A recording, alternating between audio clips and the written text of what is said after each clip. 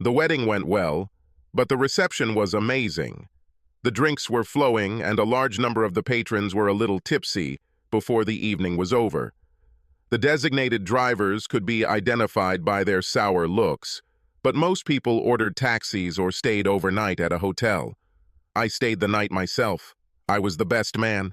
I suppose I could join them and get drunk with the others, but I promised to keep an eye on things and make sure everyone got away safe and sound. The fact that I didn't drink didn't bother me. For some reason, I can't stand the taste of beer, and as far as I'm concerned, wine is just a drink you drink with dinner. I have been known to overdo it on whiskey, but very rarely. Considering how many people were there, I decided that the last thing I would worry about was the bride and groom. They had a hotel room booked and were leaving early in the morning for their honeymoon. I was actually a little surprised at the end of the evening to see that Mike and Cecilia were still at the reception. I thought Cecilia had a rather frozen expression on her face, but Mike was still the life of the party. We promised the hotel that we would all leave by 11, so shortly before that, I began to kick out the stragglers. When they left, I discovered that I was left with two latecomers, the bride and groom. I went over to congratulate them one last time. Cecilia gave me a helpless look, and Mike just slumped in his chair with a huge grin on his face. He was dead drunk.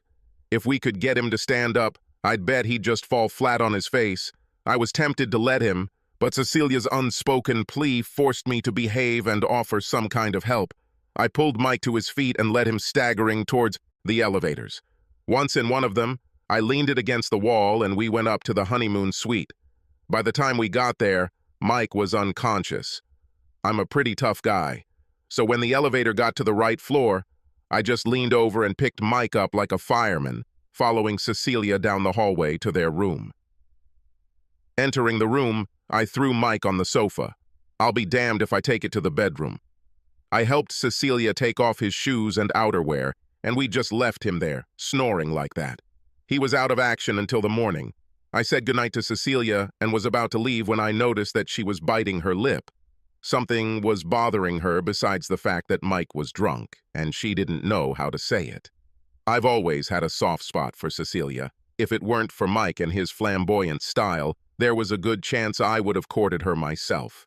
Anyway, as I looked at her closely as I prepared to leave, it suddenly dawned on me what her problem was. She was still wearing her wedding dress, and it was big and heavy. Cecilia had two bridesmaids help her put it on. Everyone assumed that the groom would help her take it off, but the groom lay unconscious on the sofa. "You can't take off your dress yourself," I guessed. "Do you want me to call Shirley and Keith to come and help?" They stopped for the night at a hotel. Cecilia bit her lip and shook her head. "They left earlier and are probably both in bed. I don't want to bother them just because Mike drank too much." Too much? I thought. I mean, this man was down to earth. Still biting her lip, Cecilia finally said what she wanted. I know it's a lot to ask, Frank, but could you unzip me and help me hang the dress on the hanger? It will only take a minute." What could I say? I didn't really have a choice. "Why does it have to be on a hanger?" I asked. "We'll leave this here when we leave in the morning," Cecilia told me. "The hotel is going to pack it properly and send it to my mother. This means that when we get up, we can just get dressed, grab our bags, hop in a taxi, and there we are on Hamilton Island." Standing next to the bed, Cecilia turned her back to me. She decided to wear a family wedding dress that had been passed down from generation to generation. Quite a cute dress, but a little old-fashioned in tailoring. That was the problem. No zipper, just a long row of little cleverly placed hooks and eyes, each of which needs to be undone separately. Starting at the very top, I slowly worked my way down this long row, undoing every hook and eye I came across. Every damn one of them. What happened after that was not my fault. Cecilia was holding the dress close to her to keep it from sagging, and it turned out that the idea was that once all the hooks were undone, I was supposed to lift the dress over her head and hang it on the hanger. It was no problem lifting the dress, turning it over and lowering the dress onto the stand. Turning back to Cecilia, I watched as her bra fell off, revealing a lovely pair of white breasts, topped with a dainty rosebud. leaving Cecilia standing in her white satin panties. Panties that were supposed to stimulate readiness for action.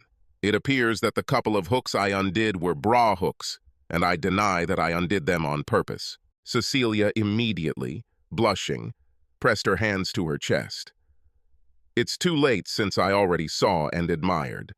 This was a strategic mistake because it was not what she was supposed to be protecting. This was not intentional.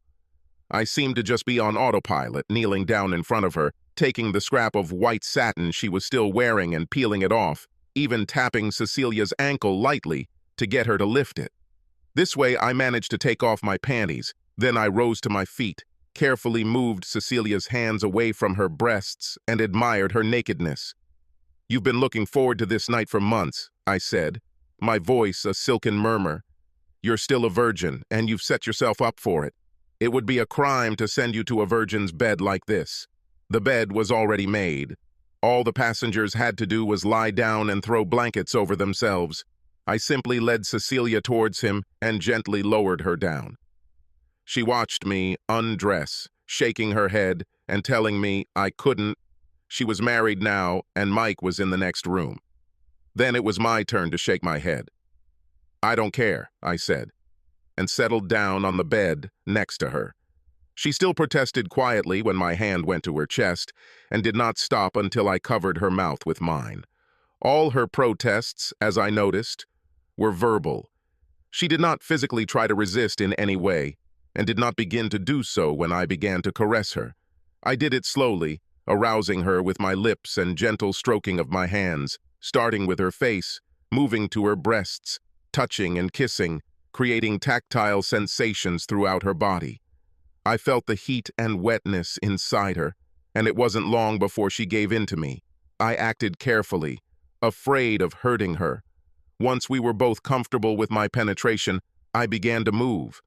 For some reason, I didn't want to do any sexual gymnastics. No hard blows, no changing positions, just tender and reverent love.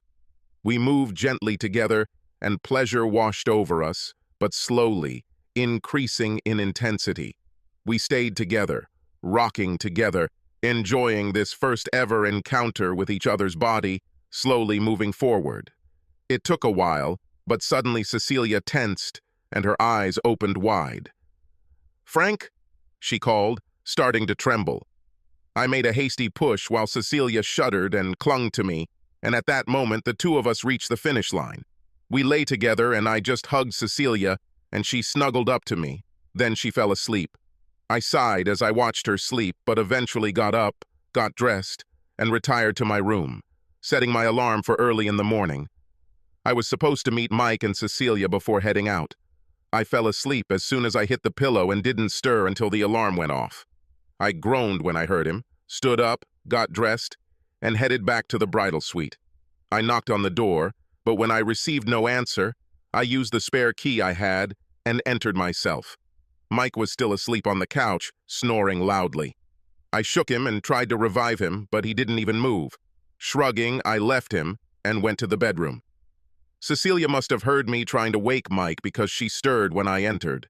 She sat up, and the sheet fell off her, revealing her breasts, which were just as beautiful this morning as I remembered them to be last night.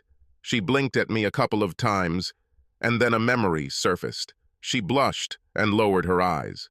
I found her sitting with her breasts exposed, and with a strangled cry, I grabbed the sheet. I said to hell, walked over to the bed, and pulled the sheet from her fingers, throwing it back so I could admire it. I smiled at her. Then I unbuttoned my pants and dropped them, showing that I had the same intentions as last night. The previous night showed its softness. This morning, it was the other way around.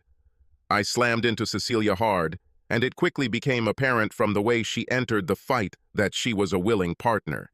It didn't take long before I heard Cecilia's muffled scream and saw her bury her head in the pillow. I heard muffled screams coming from her. I wanted to scream myself from pleasure and the ensuing release. After that, I dragged Cecilia into the shower, hurrying her to get out and get dressed as the taxi was already approaching.